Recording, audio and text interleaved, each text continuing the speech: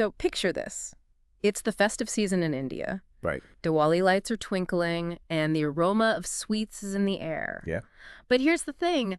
This year, the festive spirit has taken on a whole new meaning. It has. Because instead of just hitting the shops, Indians are packing their bags and taking off on vacations. Taking off in droves. That's right. They're hopping on planes to explore not just the corners of India, but also venturing out to international destinations. Exactly. And that's what we're diving into today. Right. We are seeing a travel boom like never before. Yeah, it's incredible, right? I mean, think about it. Domestic flight bookings are through the roof, like a crazy 60% increase. Yeah, 60%. I mean, that's huge. It's massive. And internationally, destinations like Thailand, even Georgia, are seeing a 70 to 80% surge in Indian tourists. That's huge.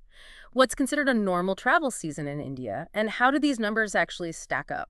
Right. So typically, the festive season in India, it always sees a spike in travel. People visiting family, friends, kind of like what we see around Thanksgiving and Christmas in the U.S. Right. But this year is totally different. I mean, these figures, they're unprecedented. We're talking way beyond the usual Diwali rush. This is a whole different ballgame. Yeah. It suggests a major shift, not just in, people wanting to travel more, but also in their spending habits. So we're talking about, like, a significant change in how people are spending their money, right? Absolutely. Not just on travel, but are they spending more while they're traveling? Yes. People aren't just taking more trips, they're spending more on each trip. We're looking at about a 10 to 15% increase in travel spending compared to last year. Wow. Which is huge, right? And it's not just, splashing out on fancy hotels. People are opting for longer stays. Instead of those quick weekend getaways, they're going for, like, 6 to 15 days, those longer trips. It's interesting. It's like people are really trying to make the most of their time off. They're really investing in those experiences. Yeah, exactly. And this shift, it could, mean several things. Maybe people are feeling more financially secure. Right. The economy is doing better.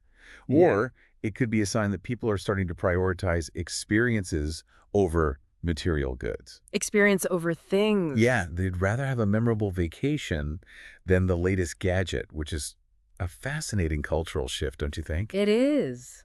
It is. And you know what's really interesting about this whole travel surge? What's that? It's not just the usual tourist hotspots that are seeing this boom. That's right. We're talking about Tier 2 cities in India, places that haven't traditionally been on the tourist map, places like, Coimbatore or Vizag or Lucknow. What's going on there? Well, these Tier 2 cities, they offer something different, right? Yeah. They're like a breath of fresh air, literally. Yeah. Less crowded, more authentic, a chance to really experience the local culture. Imagine strolling through bustling local markets, discovering hidden architectural gems, maybe even catching a traditional dance performance, all without the hordes of tourists you'd find in the bigger cities. It's like they're seeking those off-the-beaten-path experiences. Exactly. And, social media plays a role here, too. Yeah. People are sharing their unique travel experiences online, inspiring others to seek out those hidden gems. It's like a whole new world of travel is opening up. It really is. But let's talk about the elephant in the room here for a second. Okay. Travel costs. Right. It's not exactly cheap to travel these days. No, it's not. I mean, airfares, especially on those popular routes, they have been creeping up. Right, but what about those lesser-known routes? That's actually interesting.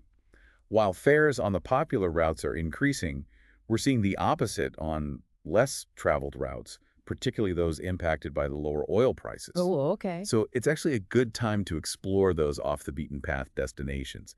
You can find some really good deals if you're willing to be a bit adventurous. So it's like a trade-off, right? Yeah, you can say that. You pay a premium for convenience, or you venture out and potentially save some money.